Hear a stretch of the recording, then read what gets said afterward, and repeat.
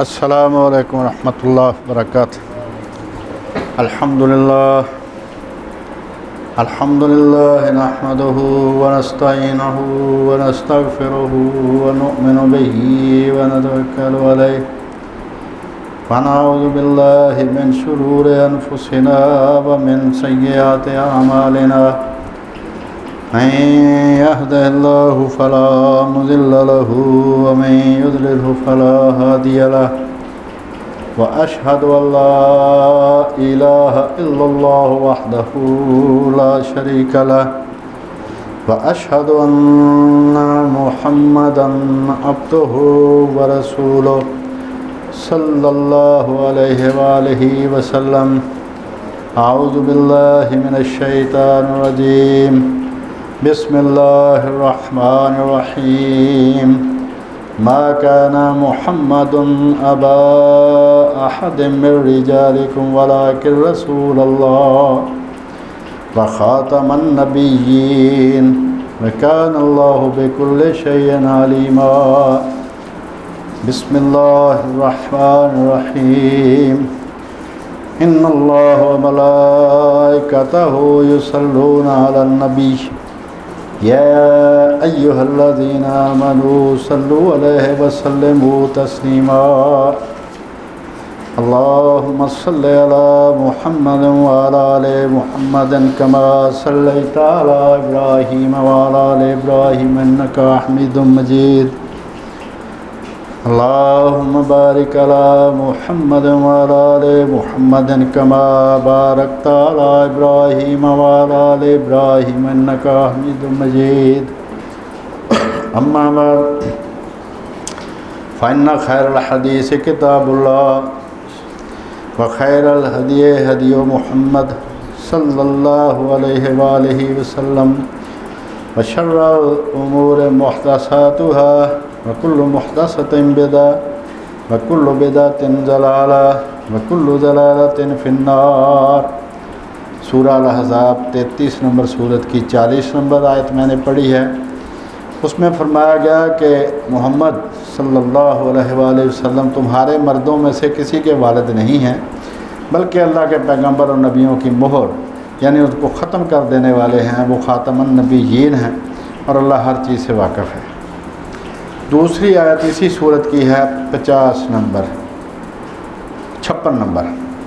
اللہ اور اس کے فرشتے، ان اللہ و ملائکتہ یصلون، اس کے فرشتے پیغمبر پر درود بھیجتے ہیں، مومنو تم بھی پیغمبر درود و سلام بھیجا کرو۔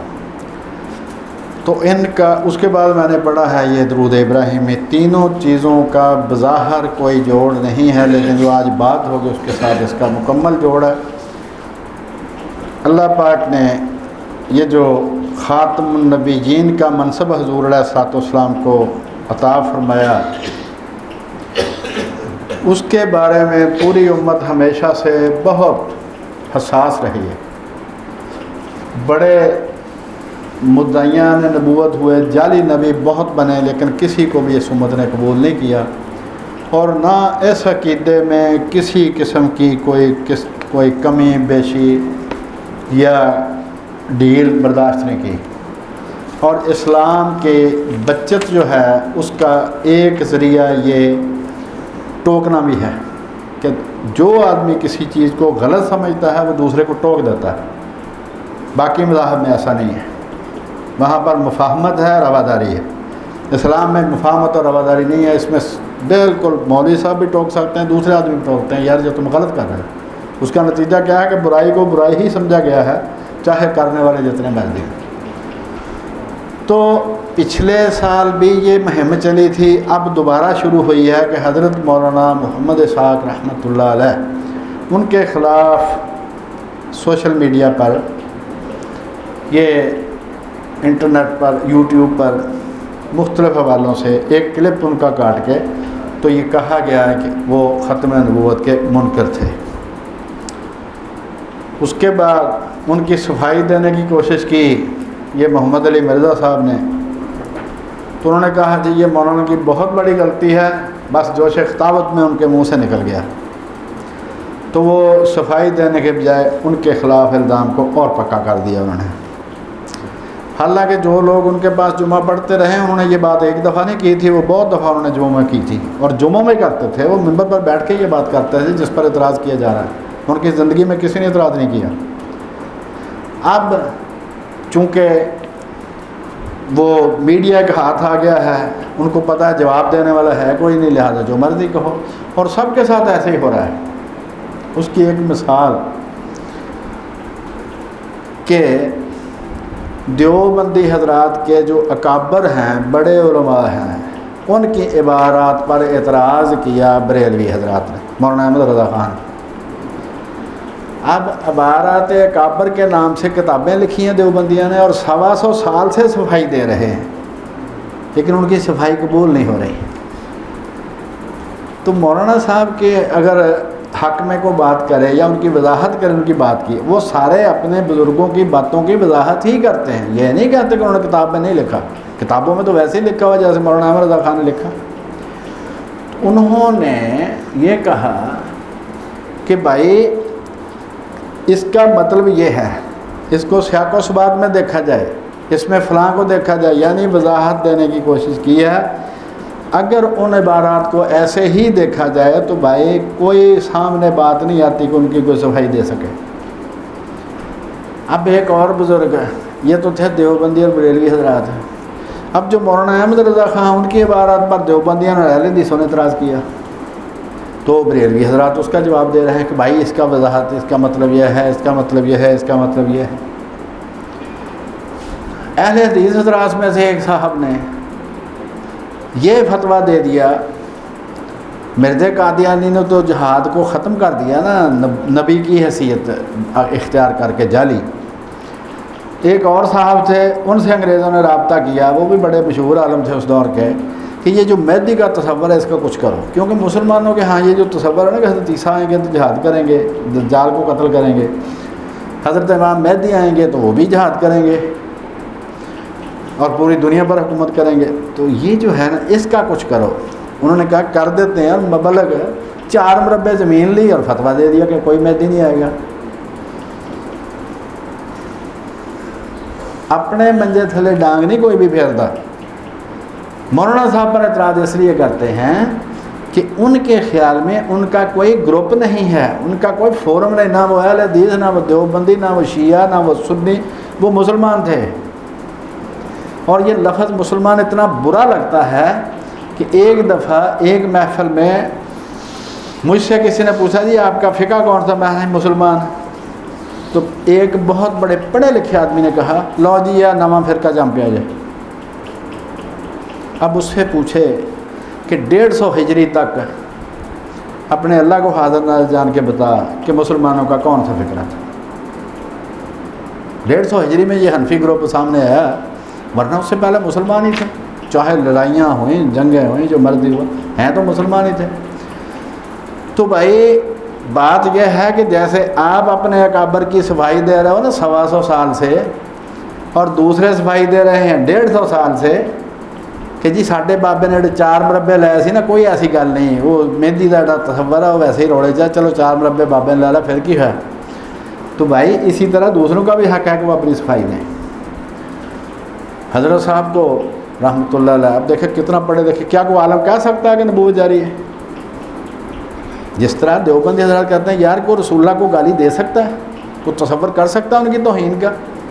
عبارت کو سمجھنا پڑے گا۔ تو بھائی یہاں بھی یہی مسئلہ ہے، کوئی ان کو کافر کہہ رہا ہے، کوئی ختم منکر کہہ رہا ہے۔ ایک آج ہی صبح میسج آیا، رات کو میسج آیا تھا، یہ عمر دراز صاحب پچھلے جمعے آئے تھے جمعہ پڑھنے، اللہ ان کو خیر سے رکھے، انہوں نے کسی کا حافظہ اللہ کا بھیجا تھا مجھے، جی وہ تو مولانا شیخ الاسلام تو کہا وہ تو مسلمان بھی نہیں ہے۔ میں نے کہا تجھے تو پڑوسی نہیں جانتے، تو نے الحب تو نہیں جانتا، تجھے کیا پتہ ابن عربی کہاں سے بات کر رہا ہے؟ اور ان کے ذرا علمی قابلیت سن لیں، یونیورسٹی میں ہم بیٹھے تھے، ایک صاحب جنہوں نے ایم اے کا سارا کورس لکھا ہے، وہ کہہ رہے تھے کہ جتنے پنجاب کے بڑے بزرگ ہیں نا ایک خاص فرقے کے، وہ سارے ہمارے قریبی عزیز ہیں، اور چوٹی کے جو بزرگ ہیں جو فوت ہو گئے یا زندہ ان کا نام انہوں نے لیا ہے۔ میں نے کہا یار ہمارا نا عیسائیوں کے ساتھ بات ہوتی رہتی ہے، اب عیسائیوں نے یہ اعتراض کیا ہے اسلام پر، جس کا کوئی جواب تو ان سے لے دو۔ وہ بہت دیر اس کمرے میں بیٹھا رہا، چپ کر کے بیٹھا رہا، اور بڑی دیر کے بعد اس نے کہا جی ان میں سے اس کا جواب کوئی بھی نہیں دے سکتا۔ اور مولانا رحمۃ اللہ علیہ، میں نے ایک بات پوچھی، جتنا بڑا تھا 1 سیکنڈ میں وہ کہتے تھے کاغذ پینسل نکال لکھ لے۔ مجھے شہزاد اس کے قد کا اندازہ ہے، بات شہزاد احمد کا ایک شعر ہے، مولانا پر فٹ آتا ہے، مجھے شہزاد اس کے قد کا اندازہ ہے، بس اتنا، بہت اچھلے تو اس کی پنڈلیوں تک لوگ آئے۔ تم نے اعتراض کرنا ہے ان پر، جس نے 15-20 ہزار کتابیں پڑھ رکھی تھیں، اس کو یاد بھی تھی۔ اتنے بڑے عالم کی جرت ہے کہ وہ نبوت کو جاری کر دے؟ بھائی جس طرح تم اپنے اکابر کی صفائیاں دیتے ہو تو اب میں بات سے اعتراض نکالنے کو میں ایک مثال پیش کرتا ہوں آپ کو۔ بسم اللہ الرحمن الرحیم 1500 سے مسلمان اور کافر پڑھ رہے ہیں، کیا کسی کو وہ بات سوجی ہے جو آپ عیسائیوں نے کی ہے؟ انہوں نے کہا ہے اس سے 3 خدا ثابت ہوتے ہیں، ایک اللہ ہے، ایک الرحمن ہے، ایک رحیم ہے، کر لو جو بگاڑنا بگاڑو۔ جب اعتراض کرنے پہ تو کلام خدا پہ اعتراض نہیں ہو سکتا۔ مطلب ہمارے ساتھ بات ہوئی ہے ان کی، ان کے یار 3 خدا ثابت، تثلیث پر وہ بات کر رہا تھا، مناظرہ تھا تثلیث پر، 2019 کی بات۔ اس نے کہا یار بسم اللہ الرحمن الرحیم سے 3 خدا ثابت ہے، وہی ہم 3 مانتے ہیں، تم اپنے قرآن کو بھی نہیں مانتے، تو بتاؤ 2 جواب ہے اس کا۔ جس کو پنجابی میں کہا جس نے ماں کا دودھ پیا وہ دے جواب اس کا۔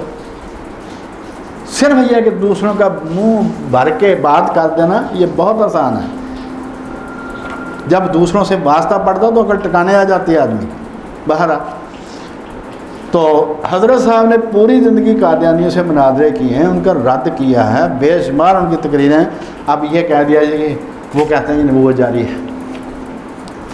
مسئلہ صرف یہ ہے کہ مولانا صاحب کسی گروپ کے نہیں تھے، ان کے پاس فنڈ نہیں تھے۔ یہ جو میرے سامنے کتاب پڑھی ہے نا، یہ میں کیمرے میں دکھا رہا ہوں، یہ مولانا صاحب کی کتاب ہے۔ میں نے مرتب کر کے کمپائل کر کے مسودہ ان کو دکھایا، انہوں نے اس کو چیک کیا، جو انہوں نے کاٹنا تھا کاٹ دیا، پھر یہ فائنل اس کا ہے مسودہ۔ چھپوا اس لیے نہیں سکے کہ فنڈ نہیں ہے، فنڈ اس لیے نہیں ہے کہ ہم کسی گروپ کے نہیں ہیں۔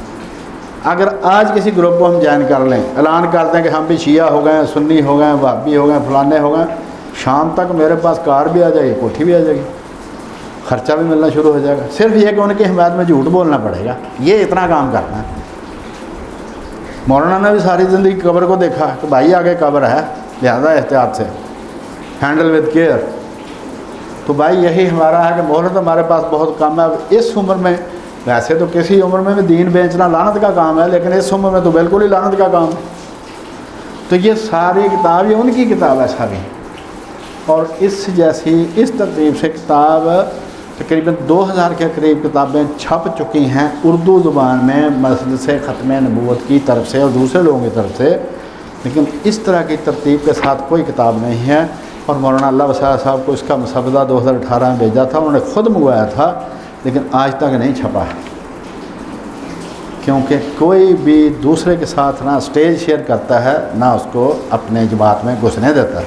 ہاں توبہ اللہ کر کے آ جاؤ، اوپر اشتہاروں میں لکھا جائے صاحب کا شیعہ، صاحب کا اہل حدیث، صاحب کا دیوبندی، صاحب کا بریلوی، انشاءاللہ تعالی جناب لہرا بہرا ہو جائیں گے۔ لیکن قبر میں جاتے کان پکڑا لیں گے اگلے، آ جاؤ بھائی سیدھے ہو۔ تو اس آدمی نے جس نے ساری زندگی ان کا رد کیا، یہ کتاب مرتب کی، اس کو کہنا کہ نبوت جاری کا وہ قائل تھا نہیں۔ یہ جو میں نے 2 آیات پڑھی اور درود ابراہیم پڑھا، اس کی وجہ سن لو۔ 1953 میں مرزائیوں کے خلاف ایک تحریک چلی، اس تحریک میں بھی فسادات ہوئے۔ مولانا صاحب نے فرمایا کہ خواجہ ناظم الدین وزیر اعظم تھے، ان کے پاس یہ مرزائیوں کا وفد ملا، ان سے گیا ملنے، تو ان سے کہا کہ خواجہ صاحب ذرا درود ابراہیم ہی پڑھیں۔ یہ میں نے جان بوجھ کے یہ دونوں آیات اور درود ابراہیم پڑھا۔ انہوں نے کہا جی خواجہ صاحب ذرا درود ابراہیم پڑھیں۔ اب خواجہ صاحب ان کے منہ کہتے ہیں خواجہ صاحب ہم سیریسلی آپ سے کہہ رہے ہیں کہ درود ابراہیم پڑھیں۔ انہوں نے پڑھا، اس نے کہا اس میں یہ کہ کما صلیت اور کما بارکتا جو آتا ہے حضرت ابراہیم کے لیے، کہ جیسے تو نے ابراہیم پر وہ سلام بھیجا اور جیسے تو نے ان پر صلوات بھیجا ویسا ہی رسول اللہ پر بھیج، تو اس کا مطلب کیا ہے؟ वहाँ खाए साहब चुप उन्होंने कहा इसका मतलब यह है कि उनकी औलाद में नबूवत जारी रही थी, उन पर जो और इनाम हुए उनमें से एक बड़ा इनाम नबूवत भी था। तो इधर दुरूद इब्राहिमी में कह रहे हैं आप हर नमाज में कि जैसे तूने इब्राहिम पर सलाम किया, जैसे तूने इब्राहिम को बरकत दी, वैसे ही सलात, वैसे ही रसूलुल्लाह पर सलात भेज, बरकत भेज। तो अब नबूवत आप कह रहे हैं बंद है, तो कौन सा जी नाम मिला रसूलुल्लाह की उम्मत को? तो आपका तो दरूद पढ़ना ही सारा गलत हो गया। अब ख्वाजा साहब वज़ीर आज़म सियासतदान थे, बहुत जो शरीफ आदमी हुए पाकिस्तान में, उनमें से एक थे ख्वाजा साहब। उनको तो कोई जवाब नहीं आया। अब उसका जवाब दे रहे हैं मौलाना मोहम्मद इसहाक साहब रहमतुल्लाह अलैह। किसी और माँ के लाल ने 1953 से लेकर बाद तक जवाब नहीं दिया। अब ये क्लिप सुनने के बाद हमारा बड़े जागेंगे कि हमारे बुजुर्गों ने तो पहले, कि तेरे बुजुर्गों ने आज से पहले कभी कहा तो बताओ। इसका भाई मौलाना साहब ने बताया कि कमा सल्लैतर कमा बारकता, ये कमा है तालीलिया। इसका मतलब मिकदार में बराबरी नहीं है, क्योंकि रसूलुल्लाह अफजल तरीन हैं सारे रसूलों में से। इसका मतलब यह है कि तेरी पाक आदत है ये कर्म करने की, वहाँ पर भी कर्म किया था, यहाँ पर भी कर्म कर। और इसकी तशरीह में मौलाना साहब ने हीर वारिस शाह का एक मिसरा पढ़ा था, और जब भी उन्होंने ये बात की तो वो मिसरा लाजमी पढ़ते थे कि इस जट दी बेड़ी भी तारों में जिमें अगलियाँ संगतां तारियां ने, क्योंकि तेरी आदत है रहम करने की, बरकत देने की, सलात करने की, तो रसूलुल्लाह पर भी कर। और उसका तर्जुमा वो ये बताते थे कि जैसे तूने सलात की हज़रत इब्राहिम पर, जैसे तूने बरकत दी हज़रत इब्राहिम को, ये नहीं तर्जुमा क्योंकि तूने उन पर सलात की थी, क्योंकि तूने उनको बरकत दी थी। यानी ये तेरी पाक आदत पुरानी है, लिहाजा रसूलुल्लाह पर भी ये सारी रहमतें कर।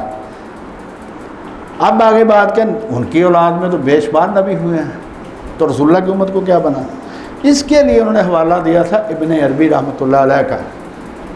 उनको काफर, दज्जाल, ज़ंदीक कहने वाले बेशुमार कहते रहे। वो मुसलमान थे और उन्होंने इस्लाम की हिकमत बयान की है। फतूहात मक्किया जो है उनकी किताब बेहतरीन किताब है, जहाँ पर उन्होंने इस्लाम के अहकाम की हिकमत बयान किया, दी बेस्ट पोर्शन है। बाकी जहाँ पर वो अपनी तसव्वुफ़ की बात करते हैं या फ़सूसल हिकम है, उसका हम कोई ज़िम्मेदार नहीं। जितनी बात किसी ने अच्छी की वो अच्छी है। अब जनाब हज़रत इब्राहिम की उम्मत पर नबूवत का इनाम हुआ, उनकी औलाद में नबूवत जारी हुई। अब नबूवत के जो 3 पहलू हैं वो सुने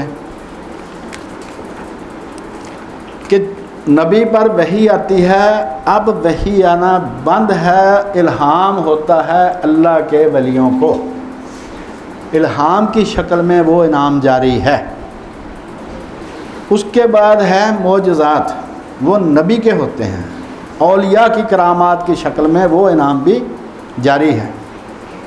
और तीसरा इनाम है शरीयत, इज्तिहाद की शक्ल में वो इनाम भी जारी है। सिद्दीक जिसको कहते हैं वो मुकम्मल तौर पर नबी बनने का अहल होता है, लेकिन उसको अपॉइंटमेंट लेटर नहीं मिलता। इसकी मिसाल ऐसे है कि CSS किसी ने कर लिया हो लेकिन उसको अपॉइंटमेंट लेटर ना मिले AC का या DC का, कि अब भाई कोटा पूरा हो चुका है, पहले हमने 30 आदमी रखने थे, 300 ने क्लियर किया है, तो हम पहले 30 जो हैं उनको अपॉइंटमेंट लेटर देंगे, बाकी किसी को नहीं मिलेगा। तो इस उम्मत में इल्हाम की शक्ल में भी इनाम जारी है, मोजज़ात जो हैं वो करामात औलिया की शक्ल में जारी है, और शरीयत इत्तिहाद की शक्ल में जारी। कितने नए मिसाल हैं? 6500 आयात हैं कुरान मजीद की तकरीबन, और इतनी ही अहादीस हैं 6500। ये जो है ना लाखों अहादीस फलाना, वो एक एक हदीस की सनदें बहुत ज़्यादा हैं, तो इससे वो ज़्यादा बनते हैं, वरना असल अहादीस 6500 ही हैं। और ये जो अबू हुरैरा का शोर मचाते हैं, उनकी भी 232 के करीब है असल रवायात, बाकी तो सारी 5500 बनती हैं वो मल्टीपल वो नरेशन से। तो 2 साल में 232 बातें नहीं वो सीख सकते थे रसूलुल्लाह थे। तो भाई 6500 के करीब आयात हैं, 6000 के करीब हदीस हैं, उनसे क़यामत तक के अरबों खरबों लोगों के अरबों खरबों मसाइल का हल निकालना इज्तिहाद से। इंटरनेशनल फ़िक़्ह कमेटी बैठी है, ادھر اسلامی نظریت کونسل بیٹھی ہے، ہر مسلمان ملک میں اس کا کوئی نہ کوئی حل انہوں نے نکالا. تو شریعت جو ہے یہ جو انعام تھا نبیوں کی شکل میں وہ اب جاری ہے اجتہاد کی شکل میں. اب آ گیا کہ حضرت ابن عربی جو تھے کیا ان کا خیال تھا کہ نبوت جاری ہے اور ان کا موقف کیا تھا؟ اب وہ سنیں ذرا. یہ کتاب میں نے کہا کہ مولانا صاحب نے ایک ایک حرف اس کا پڑھا، اس میں سے انہوں نے مسودہ میں سے کاٹے جو کاٹنا تھا، حالانکہ میں ان سے متفق نہیں تھا. میں نے کہا سرکار آپ یہ تو ان کا بڑا خیال کر رہے ہیں. ہنس کے کہنے لگے کہ جی میں ہن مرضی ہو جاواں تو میرا کہڑا جواب دے لوں گا. میں کہا جی اسی اپنے ایمان دی استقامت تو زیادہ تواڈے استقامت دی دعا کرتے ہیں کہ جب تواڈے جیسا بندہ بدل گیا تو پھر گیا کم. یہ انہوں نے حوالے لکھوائے ہیں، میری اتنی اوقات نہیں کہ میں ابن عربی کو پڑھ کے سمجھ سکوں. اب سنو ذرا. فتوحات مکیہ جلد نمبر 2 ہے، صفحہ ہے 495. اگر کسی کے پاس ایڈیشن مختلف ہو تو آگے پیچھے صفحہ ہو سکتا ہے، ورنہ بات یہی ہے.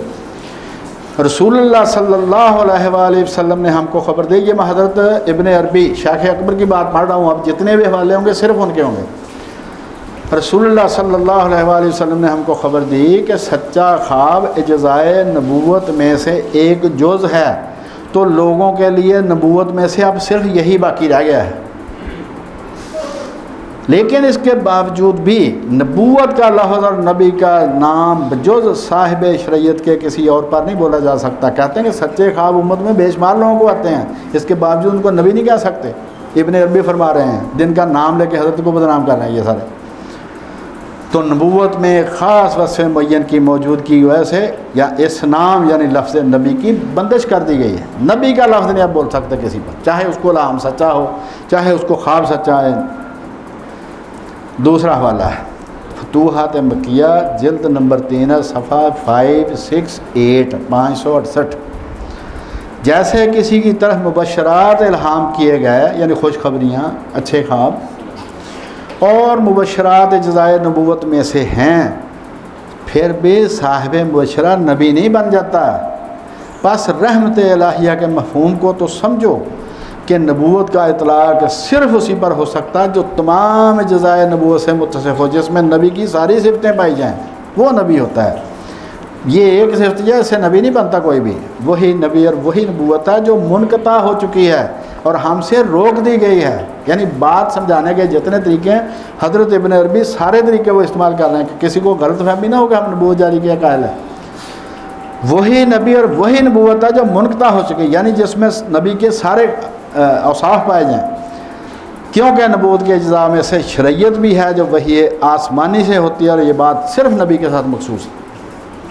اب اس سے اگلا حوالہ تیسرا فتوحات مکیہ جلد نمبر 3 صفحہ 39. نبوت اٹھ جانے کے بعد آج اولیاء کے لیے سوائے تعریفات کے کچھ باقی نہیں رہا. امر و نہی کے سب دروازے بند ہو چکے ہیں. اب جو کوئی محمد صلی اللہ علیہ وآلہ وسلم کے بعد امر و نہی کا مدعی ہو وہ اپنی طرف وحی شریعت آنے کا مدعی ہے. یعنی اب کوئی اگر کہے کہ مجھے اللہ نے ان کاموں کا حکم دیا، ان کاموں سے منع کیا، اس کا مطلب وحی کا دعویٰ کر رہا ہے. وہ تو کہا کہ یہ ایسا نہیں ہو سکتا. چوتھا حوالہ امام عبد الوہاب شیرانی، ان کی کتاب ہے الیواقیت والجواہر جلد نمبر 2 ہے صفحہ 38. اس پر وہ حضرت شیخ اکبر کے حوالے سے لکھتے ہیں. شیخ فتوحات مکیہ کے 21ویں باب میں فرماتے ہیں کہ جو کوئی یہ دعویٰ کرے کہ اللہ تعالیٰ نے اس کو کسی چیز کا حکم دیا تو یہ دعویٰ صحیح نہیں ہے، یہ محض تلبیس ہے، یعنی فراڈ ہے، کیونکہ امر کلام کی قسم اور اس کی صفات سے ہے، اور یہ دروازہ لوگوں پر بند ہو چکا ہے. اس کے بعد آ گیا جی 5واں حوالہ. اچھا فتوحات مکیہ جلد نمبر 2 باب 158 صفحہ 257. اس سے پہلے فتوحات مکیہ جلد نمبر 11 جزء 75 باب نمبر 73 حرف ہے 243 243. اس میں حضرت ابن عربی کہتے ہیں کہ اعلیٰ مرتبے والا ولی، اس کو ہم کہتے ہیں کہ غیر شریعت والا نبی ہے، جو مقام نبوت کی خصوصیات تو رکھتا ہے لیکن منصب نبوت نہیں رکھتا. CSS اس کا کلیئر ہے، اپوائنٹمنٹ لیٹر نہیں ملا اس کو. اگر امت میں سے وہ ساری نعمتیں جاتی رہیں تو کیا پھر آپ اس امت کو انعام ملا؟ نہ وہ خود دعویٰ کر سکتا ہے، نہ دوسروں کو ایمان لانے پہ دعوت دے سکتا ہے، یعنی مقام نبوت الگ شاہ ہے اور منصب نبوت الگ شاہ ہے۔ ابن عربی اور یہی مولانا سمجھا رہے ہیں اس میں۔ شیخ اکبر لکھتے ہیں کہ انبیاء اولیاء کو اللہ تعالیٰ کی طرف سے خبر خاصہ یعنی وحی و الہام عطا ہوتی ہے، یعنی شریعت خبر و احکام انبیاء کے لیے ہے، دوسروں کے لیے نہیں ہے۔ یہ فتوحات مکیہ جلد نمبر 2 صفحہ 158 اور باب ہے 158 صفحہ 257۔ اس سے پہلے وہ لکھ چکے ہیں کہ الہام کی نعمت پا کر زیادہ مغرور ہونے کی ضرورت نہیں ہے، کہ اس امت میں بھی اولیاء پر الہام ہوتا ہے تو اس میں زیادہ مغرور ہونے کی ضرورت نہیں۔ اب اس کا بھی ذرا حل ہے، اور مولانا تھانوی کی جو عبارت ہے اس کا بھی ذرا حل ہے، اسی میں ابن عربی سے ہی پتہ چل جاتا ہے۔ شیخ لکھتے ہیں کہ جو خبر یعنی الہام و رہنمائی اولیاء کو حاصل ہے وہ تو حیوانات میں بھی جاری ہے، اور ایسی نبوت تو حیوانات میں بھی جاری ہے۔ مثلا قول تعالیٰ کہ تیرے رب نے شہد کی مکھی کو وحی کی، قرآن مجید میں ہے۔ کیا وہ مکھی نبی بن گئی؟ اب حضرت مریم کی طرف وحی ہوئی ہے، حضرت موسیٰ کی والدہ کی طرف، وہ نبی تو نہیں بنے؟ تو کہتے ہیں یہ انعام جاری ہے لیکن منصب نہیں اب کسی کو ملتا۔ یہ ہے جی فتوحات مکیہ جلد نمبر 2 باب 155 صفحہ 254، 7واں حوالہ۔ فتوحات مکیہ جلد نمبر 1 ہے صفحہ 58 باب 73 سوال نمبر ہے 25۔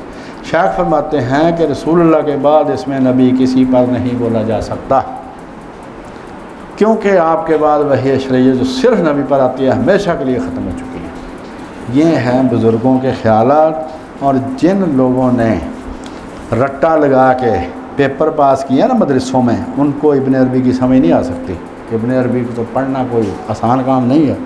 تو یہ جو میں نے آپ کے سامنے حضرت مولانا کے حوالے سے یہ جو بار بار اچھل کے باتیں کر رہے ہیں کہ حضرت مولانا اسحاق رحمۃ اللہ علیہ ختم نبوت کے منکر تھے، کافر تھے، مسلمان نہیں تھے، فلانا، یہ میں ان کے لیے میں کہہ رہا ہوں کہ انہوں نے اس سوال کا جواب دیا جس کا سوال کا جواب کسی نے دیا تھا کہ بھائی جی کما صلیتا اور کما برکتا میں جو کما ہے اس کا حل پھر کریں اگر نبوت بند ہے تو، کیونکہ حضرت ابراہیم کی اولاد میں یہی نام پڑا تھا۔ تو مولانا نے ابن عربی کے حوالے سے بتایا کہ بھائی وحی ہے، معجزات ہیں، شریعت ہے۔ وحی الہام کی شکل میں اس امت میں جاری ہے، معجزات کرامات اولیاء کی شکل میں اس میں جاری ہیں، شریعت علماء کے اجتہاد کی شکل میں جاری ہے، لیکن لفظ نبی کسی پر نہیں بولا جا سکتا۔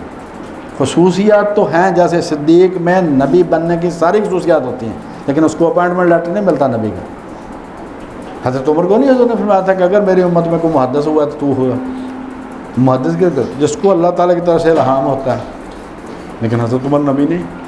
اسی طرح کسی مسلمان عالم نے رسول اللہ کے بعد نبوت کے جاری ہونے کا عقیدہ نہیں رکھا، یہ امت کا متفق علیہ عقیدہ ہے۔ حضرت مولانا نے ساری زندگی ان لوگوں سے مناظرے کیے ہیں، ان کا رد کیا ہے، اور یہ جو کتاب ہے یہ ساری کی ساری انہی کے دین ہے، ان کی کتاب ہے۔ انہوں نے اس مسودے کو چیک کر کے صرف یہ کمپلینٹ اس لیے نہیں کروا سکے کہ ہمارے پاس فنڈ نہیں ہے، تو فنڈ ہمارے پاس بھی آ سکتے ہیں اگر ہم آپ سب کو جنت کا ٹکٹ اور گناہ کا لائسنس بھی دے کے بھیجیں، انشاءاللہ شام تک رونقیں لگ جائیں گی ہمارے ہاں بھی، لیکن اس کا پھر بھگتنا بہت مشکل ہے۔ تو یہ جو علماء کے بارے میں جو بدگمانی ہے اس کو تھوڑا خیال کیا کریں۔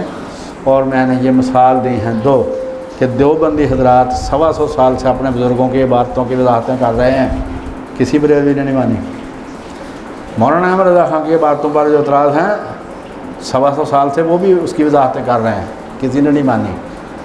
اہل حدیث حضرات میں سے جس نے کہا تھا کہ امام مہدی نہیں آئے گا اور 4 مربع زمین لی، اس کی بھی وضاحت کسی کے پاس نہیں ہے۔ تو اس لیے جب بھی کسی پر پتھر مارنے کے لیے اٹھائیں تو اپنے سر کو بھی یاد کر لیا کریں۔ ہم نے لڑکپن میں مجنوں پہ اسد، مرزا غالب کا شعر ہے کہ میں چھوٹا تھا جب میں نے مجنوں کو پتھر مارنے کے لیے پتھر اٹھایا، تب کی بات ہے، سنگ اٹھایا تھا کہ سر یاد آیا، تو مجھے یاد آ گیا ایک دن کام یہی میں نے بھی کرنا ہے، لہٰذا مجھے بھی پتھر پڑیں گے، اس رواج کو ختم کر دیا جائے۔ تو تو بھائی جس طرح آپ اپنے بزرگوں کی عبارتوں کی وضاحتیں دیتے ہیں، ہم نے ابن عربی سے ان کی وضاحت کر دی. کیوں؟ انہوں نے بھی ابن عربی کا ہی حوالہ دیا تھا. یہ 7 حوالے ہیں ابن عربی کے. کوئی نبی نہیں کسی کو کہتا نہ نبوت جاری ہے، انعامات جاری ہیں، لفظ نبی کسی پر نہیں بولا جا سکتا. وما لنا الا البلاغ.